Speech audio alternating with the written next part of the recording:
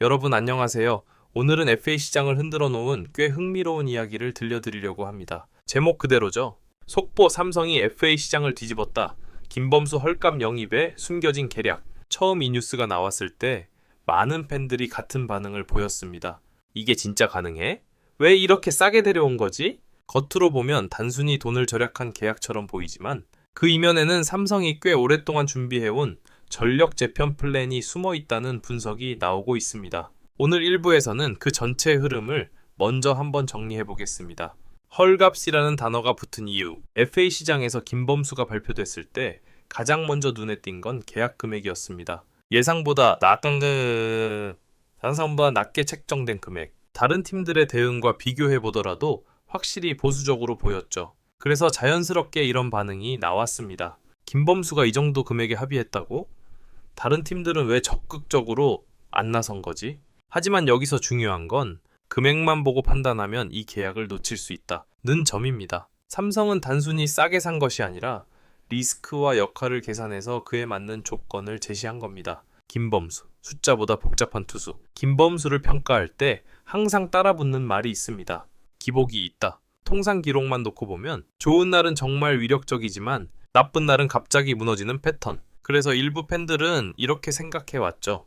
FA 시장에서 큰 돈을 쓰기에는 애매한 카드. 삼성은 바로 이 지점에 주목했습니다. 가치를 낮추는 요인이 있다면 그만큼 합리적인 금액으로 데려올 기회가 생긴다. 즉, 리스크가 있다는 건 동시에 협상 여지가 있다는 뜻이기도 합니다. 삼성의 계산, 역할 분리 전략. 삼성은 김범수를 만능 해결사로 데려오지 않았습니다. 내부에서 그에게 기대하는 역할은 꽤 명확합니다. 특정 상황에서 강점을 보이는 좌완 불펜, 필요할 때 길게 끌어줄 수 있는 스윙맨, 젊은 투수들의 부담을 덜어줄 완충 장치. 이렇게 역할을 세분화했기 때문에 굳이 최고 금액을 제시할 이유가 없었습니다. 감독이 강조한 말이 인상적이었죠. 우리는 김범수를 에이스로 사온 게 아니다.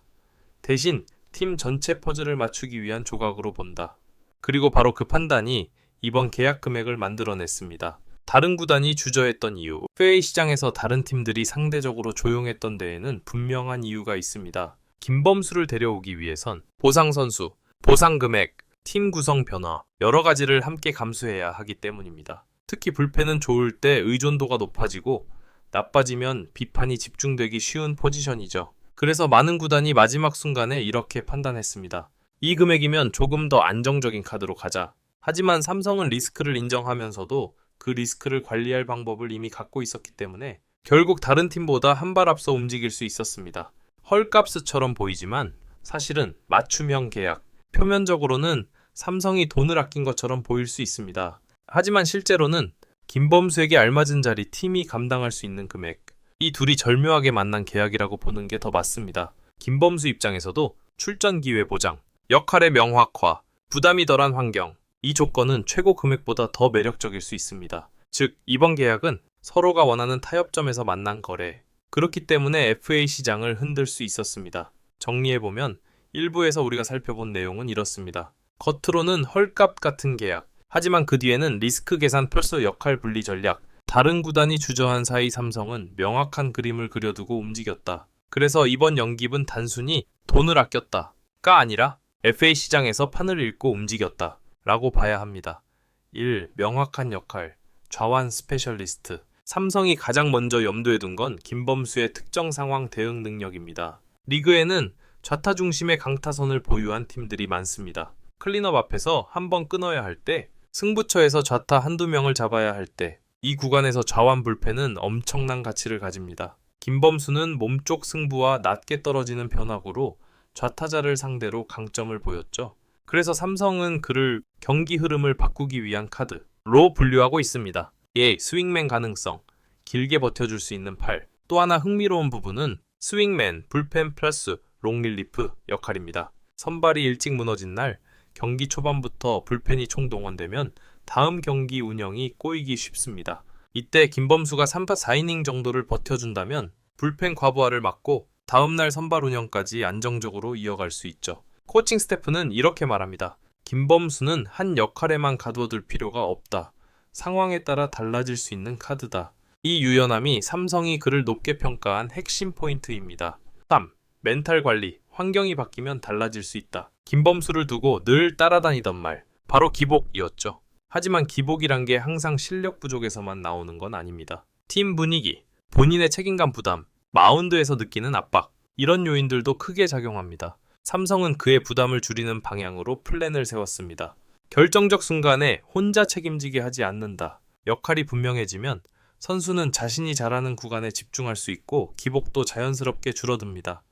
데이터 분석, 카운트 싸움, 개선이 핵심. 구단 분석팀이 주목한 부분은 김범수의 초구 승부입니다. 볼이 먼저 들어가면 카운트를 끌려가면서 결국 가운데로 몰리기 시작하는 패턴이 있었습니다. 그래서 삼성은 초구 스트라이크 비율을 높이기 위한 전담 프로그램을 준비했습니다. 단순히 던져라가 아니라 어떤 존에서 어떤 구질로 스트라이크를 가져올지 계획하는 훈련이죠. 이게 성공하면 볼넷 감소, 불필요한 위기 감소, 안정적인 운영 이라는 흐름을 만들 수 있습니다. 투수진 전체가 달라진다. 김범수 한 명이 들어왔다고 팀이 갑자기 강팀으로 변하는 건 아닙니다. 하지만 중요한 건 역할 분담 구조가 정리된다는 점입니다. 마무리는 마무리, 세섭은 세섭, 좌완 스페셜리스트는 김범수. 이렇게 각자의 자리가 명확해질수록 불펜은 훨씬 안정감을 찾게 됩니다. 감독의 한마디가 이를 잘 설명합니다. 이제는 누가 언제 나갈지 선수들도 스스로 알 수 있게 됐다. 후배들에게는 가이드라인, 또 하나 놓치면 안 되는 그림. 김범수는 이제 완전히 베테랑이라 부르기엔 조금 이르지만 그래도 경험 많은 좌완 투수입니다. 젊은 좌완들이 그의 루틴, 몸 관리, 경기 준비를 보면서 프로에서 살아남는 방법을 배우게 됩니다. 이건 성적표에 바로 찍히지 않지만 장기적으로는 큰 자산이죠. 정리해보면 2부에서 우리가 본 건 이렇습니다. 김범수는 단순 보강용이 아니라 역할이 설계된 퍼즐 조각이라는 것. 좌완 스페셜리스트, 퍼포스 스윙맨. 두 가지 역할로 활용 가능하며 데이터, 멘탈, 환경 변화까지 종합적으로 관리할 준비가 되어 있다는 사실. 그래서 이번 영입이 헐값처럼 보이면서도 팀 전체의 균형을 바꾸는 한 수로 평가되는 겁니다.